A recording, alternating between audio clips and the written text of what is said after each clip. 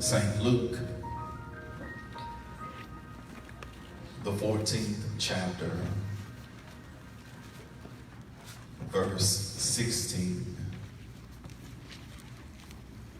The Gospel of Luke, chapter 14, beginning with verse 16.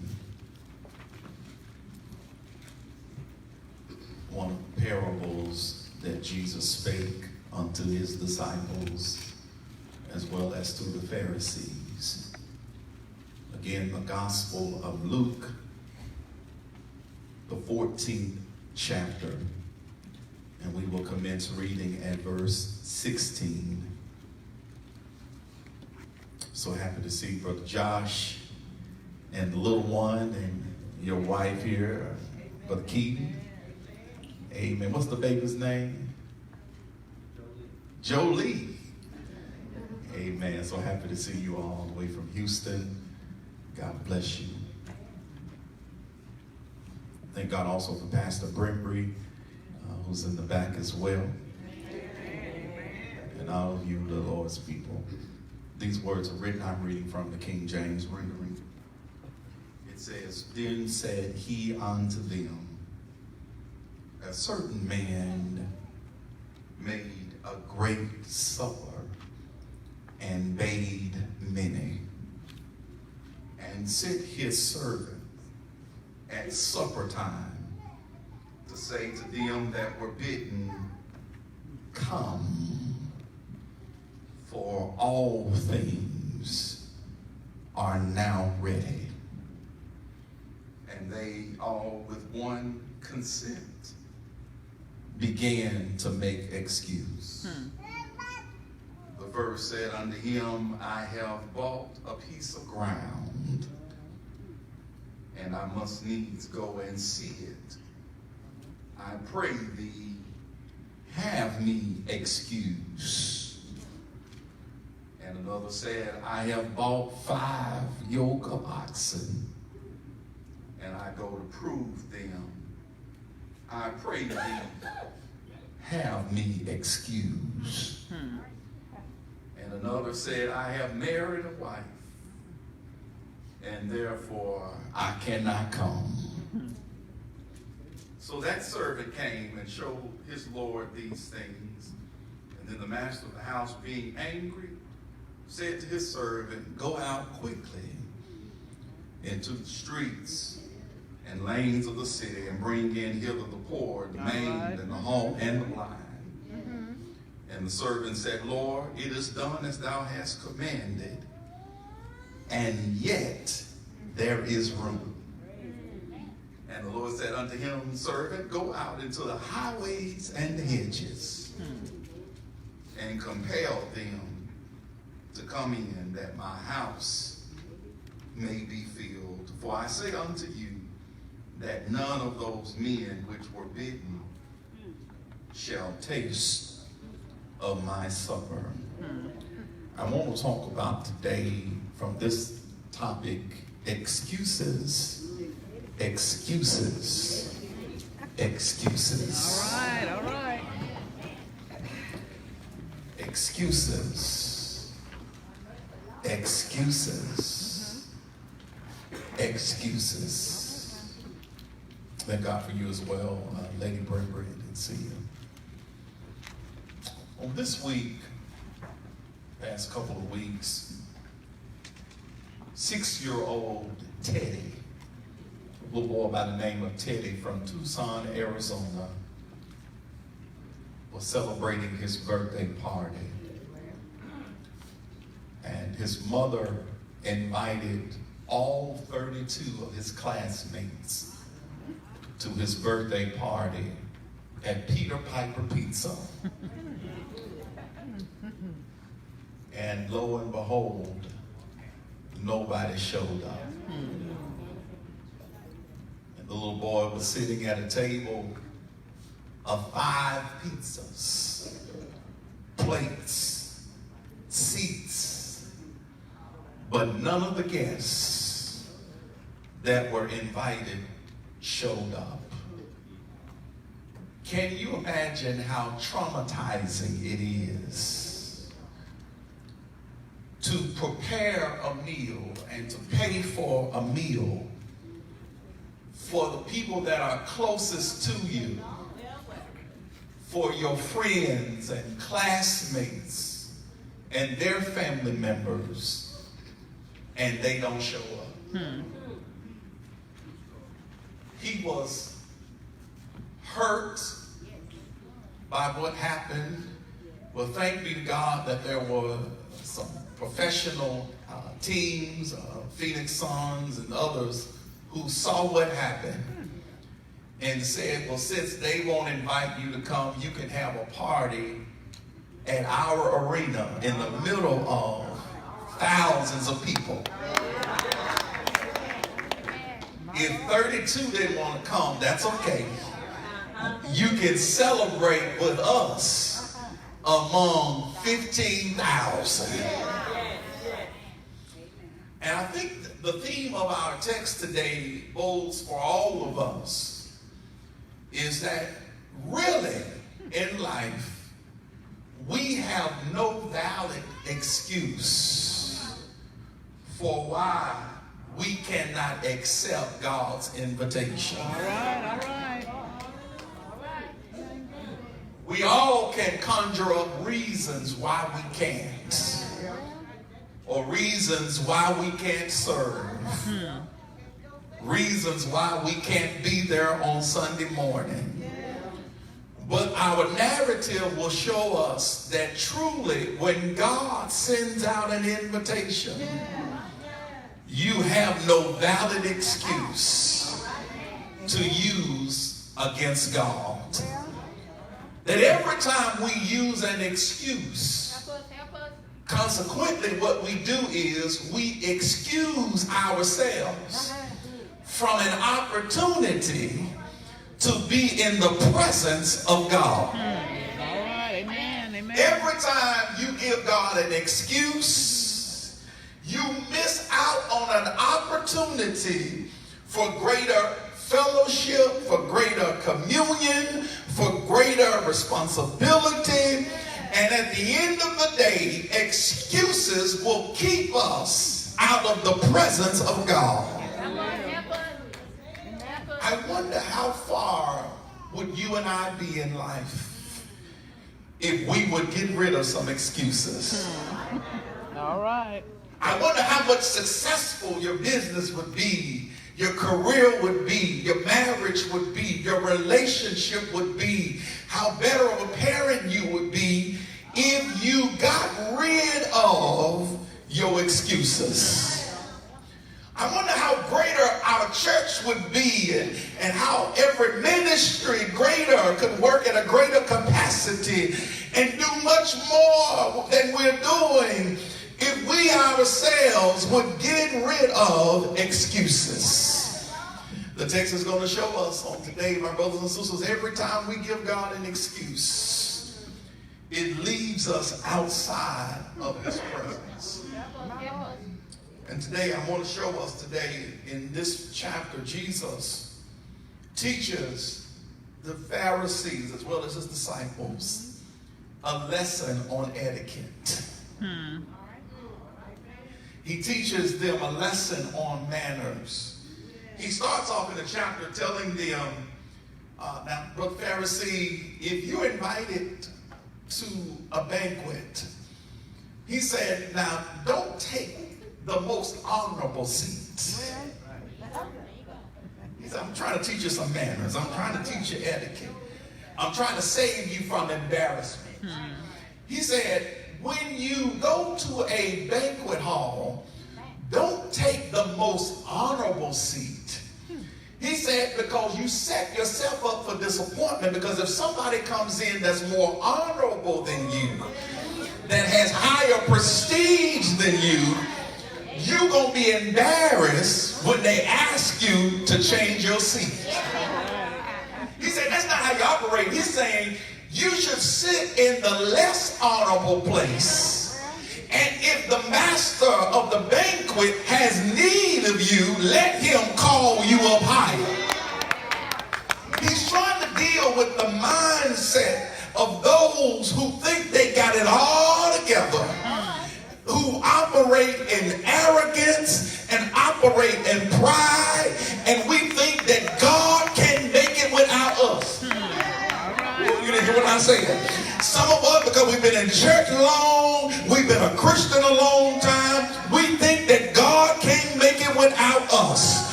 And we think that the church can't make it without us. He's saying, no, I'm going to get you in the right place. You got to practice some humility. Even though you got degrees, even though you're successful, he said, learn how to be a base. Learn how to be lowly and meek. Learn how to prefer somebody else ahead of you, and let other people boost you up. Let other people exalt you instead of you exalting yourself. All right. Jesus is teaching etiquette and manners. He's teaching them also. He said, now, when you have a banquet, he said, you all are a little too selective in who you invite. He said, when you invite folk, you invite the rich people. You invite those that are well off, because you're doing it for connections and networking. And if I scratch your back, you're going to scratch mine. You're doing it for quid pro quo. You're doing it because you want to help somebody so they can help you. And he's saying your motives are off. Your motives are jacked up. And he's saying you're not going to get no reward for helping folk who don't need no help. All right.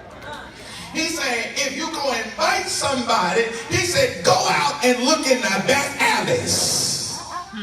He said if you're going to serve, if you got something to offer, he said give it to folk who can't pay you back. All right. Ooh, we just read it, y'all. He said if you want to be good and show the goodness of God and show love and compassion, he said start blessing folk who can't bless you back. Start giving to folk who can't give you anything in return. He said then your reward will come in the resurrection. All right. See, most of our giving, we give it and we realize I'm going to get that back in about 2 weeks. Or I'm going to get that back later when it's my time, when it's my birthday. He said that ain't how you ought to be selective. He said you ought to show the love of God, the compassion of God to people who can't even pay you back. The main, the least, the last, the leftover in society. Those are the ones you need to be inviting. All right. And then there was a man in the passage, a Pharisee, who tried to be smart aleck. In verse 14, when we read verse 16, verse 15, he started talking about blessed is the man. In B part of verse 15, blessed is he that shall eat bread in the kingdom of God. This is what Jesus saying in verse 15.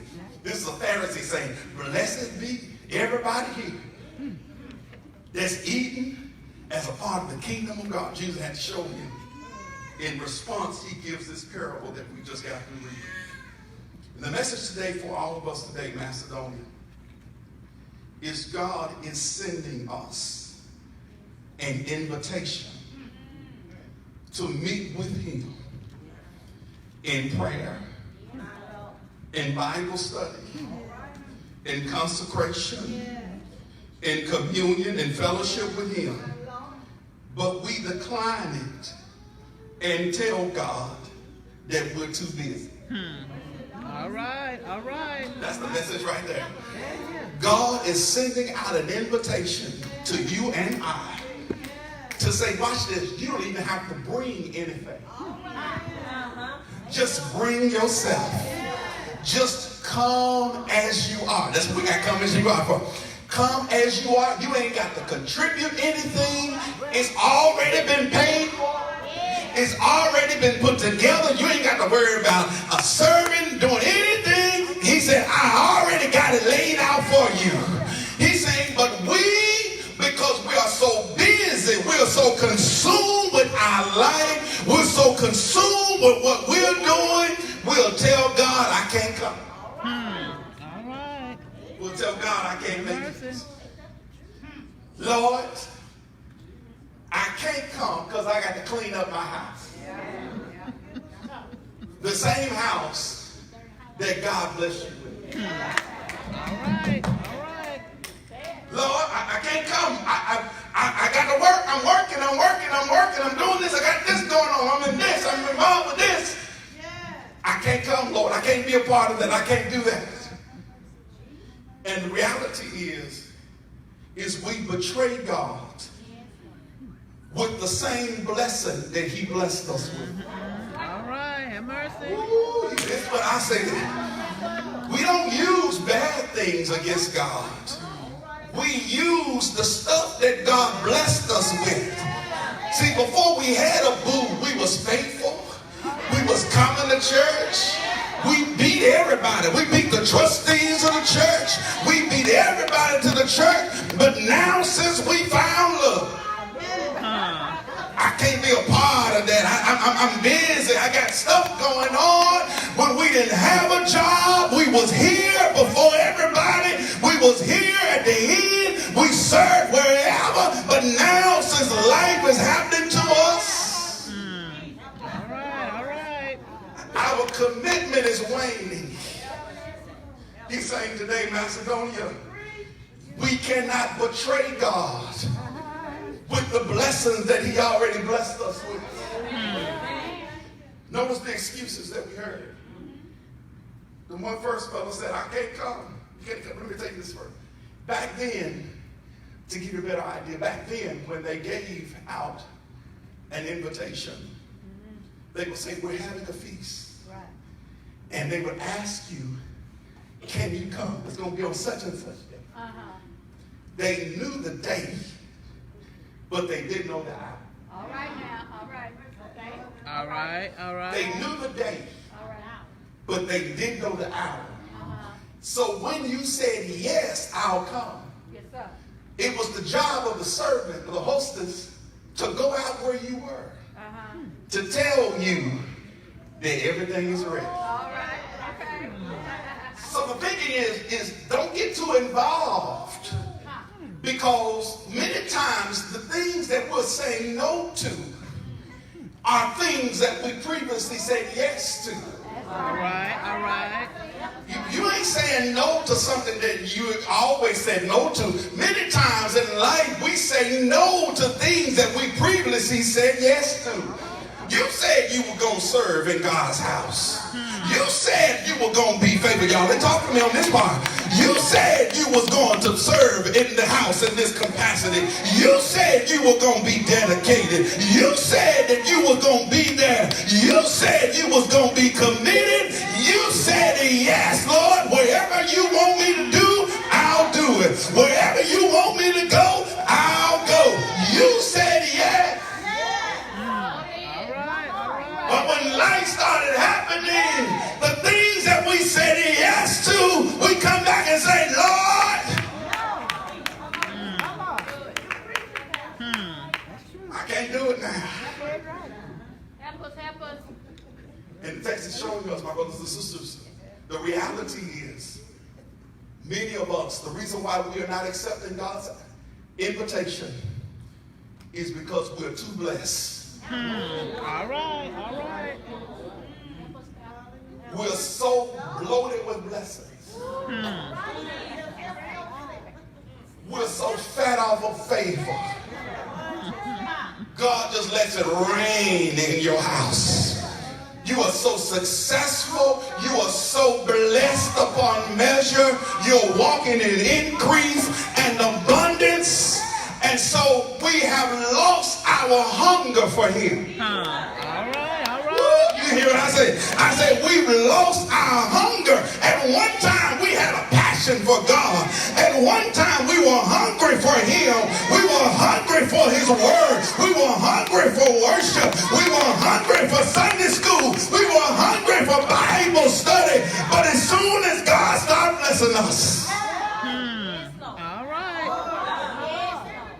we've gotten full. We lost our appetite for God. because God has been so good to us. Notice. The servant went out and said, all things are ready. Notice the timing of this. He went at the same time that they were blessed. All right. Notice. The moment that we are blessed is the moment that God is calling us. The moment that you're walking in your healing, the moment that you're walking in increase, that's when God requires more of you. Yes. If you weren't walking in blessings, God wouldn't have a requirement. But to him where much is given, Much is expected. Required. much now is required. He's calling us. Watch this. He knows we are involved. He calls us when we're involved in other things. Because I'm going to show you today, the blessings will never satisfy you. All right. This ain't but five folks. The blessings that come in your life will never satisfy you. What satisfies you is the call of God. Yes. The purpose of God. God pulling you, God summoning you, God calling you to his will, God calling you to his way, God's voice that continues to call you, the perpetual call of God. That's what satisfies you. It's not the blessings of God. David had everything, but he said, Lord, if you would leave me, whither can I go? All right. It is the perpetual call. The same time that they were summoned was the same time they were successful. The same time the servant said, it's ready, was the same time that they were experiencing the blessing. All right. Oh, you got to see this. What God is requiring for us, watch this, is as we are blessed, don't you dare lose your hunger. Don't lose your thirst. Don't lose your passion for God. Because you remember when before you had that. You remember when you were struggling before then. You remember when you didn't have anything before then. So we've got to not let God lose priority in our life. God must remain first. God will not come in second place in your life. God will not come in honorable mention. God will only take up first and priority in your life. Notice the excuses that I'm going. The first person says, I can't come because I just bought some land. See the increase? God's calling him. At the same time, he's expanding his territory. And this is what gets us a fourth generation. We don't know how to manage success. We learn, we thank God we're making more money our parents ever made. We're sitting in positions they've never sat in before, but we won't come to church on Sunday. All right. I'm spiritual now. I'm spiritual now. I can't do all this church stuff. And see, that's the problem. See, we have lost our appetite for God because we're full of his blessing. Does God have to withhold blessings from you to get your attention? Does God have to withhold manna from you? Does he have to withhold the rain and the sunshine from you in order to get your attention, for you to be serious? You got to manage success. Yes, I can be successful in corporate America. I can be successful on the college campus. And I also can be successful in church. Hallelujah. Oh, so I should have had more amens than that. Y'all ain't helping me right there. I can be successful in the world just as I You got to be balanced. Yes, yes. Notice how foolish his excuse is. I bought some land that I had never seen. See how lame some of our excuses are? And he said, you mean you purchased it without previewing it? This is for those who in life, we make quick, rash decisions. And then we want to bring God into our decision making, but it's too late because we've already committed ourselves. We make quick, knee-jerk decisions, knee-jerk reactions, and then we want to get God in the caboose of our decision and say, God, can you help me? Can you bless this? I've already decided. I've already made up my mind. God, can you bless it? And my brothers and sisters, you cannot make God the caboose of your circumstance. He ought to be the conductor. He ought to be the engineer of every decision that you're making in your life. Amen. This is the second one. The second one said, I can't come because I bought 5 oxen. Some of our decision making is because we'll choose bulls before we'll choose God. I wish I had time. Some of your decisions ain't nothing but bulls. All right. We just read it. He said, Lord, I'd rather have these bulls than to come sit down and worship with you. All right. He's also showing us that this is an example of those who overcommit themselves. Help us. Did you have to buy 5? Is that why you can't come see the Lord? Because you overextended yourself. All right. Couldn't you just have done just as well with just getting one? This is for us who are overcommitted, you in every civic organization in the city. Pastor, I can't come. I got Busy Bee Club on Tuesday. I got the other club on Wednesday. I got this on Monday. I got to be with the sisters on Thursday. I got this on the other day. And we overextend ourselves. We overcommit ourselves. And we tell God, no, I can't come. I can't sit and receive. I can't come to worship. I can't come to church. I can't come to rehearsal because I'm overextended. All right. Preach. You always tell your organization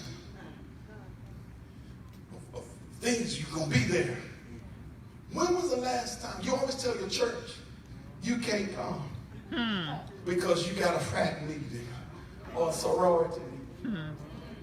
But when was the last time you told your fraternity, your civic organization, I can't come because I got worship? All right. Everybody, can you see what I'm saying? I'm saying God, it's not a problem being a part of those things. The problem is when we're overextended to the point that we're not useful for God. And we overextend ourselves even after we said, yes, God, whatever you need me to do, I'll do it. See, this is not something that came up with. This is something that when they gave the invitation, you said, yes, I'll be there. Yes, I'll serve. Yes, I'll commit myself. And now you have a change of mind because now the Busy Bee Club is more important than the Lord. All right. Help us. Somebody say excuses. And the last thing, this man says, Lord have mercy on this one. He said, brother, I can't come. Just got married.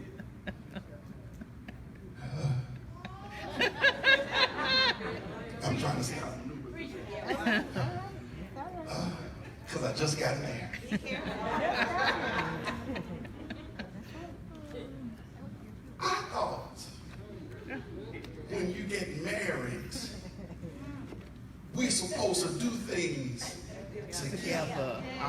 right. All right.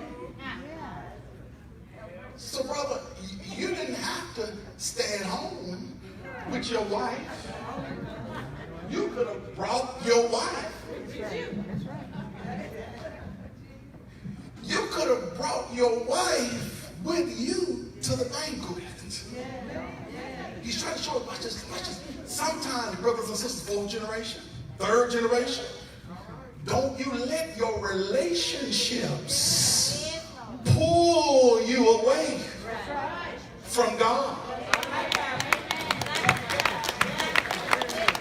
You was on fire for the Lord before you met Boo. You was on fire for the Lord before you had they in your life. But now, since they're in your life, you don't read no more. You don't worship no more. You don't give God any praise anymore. We can't find you at Bible study anymore. The only relationship that matters is your relationship with the Lord. I should have got more help than that. The only relationship that matters is your relationship with the Lord. You cannot make it in your marriage without the Lord. You can't make it in your home without the Lord. You cannot make it in life without the Lord. He said, we can't come. He said, because I just got married. And they came back and gave the report to the master of the banquet. And the master said, and he was angry. He said, now, servant, I want you to go out into the lanes of the city. And I want you to bring those who are blind, those that are withered, those that are lame. What Jesus is trying to show him is that this invitation, Mr. Pharisee, is not just for the Jews. It's not just for those who think they got it all together. He's saying this is an open invitation for anybody whosoever will, let him come. In other words, he's saying, whatever your condition is, it does not disqualify you from meeting with the Lord. Have I got a witness in here? Somebody said, I'm going to wait until I get myself together. And then I'm going to be serious with God. But Jesus said, you ain't got to get yourself together. You can come just as you are. Because is there anybody in here know that that's where you found the Lord? Just as you were.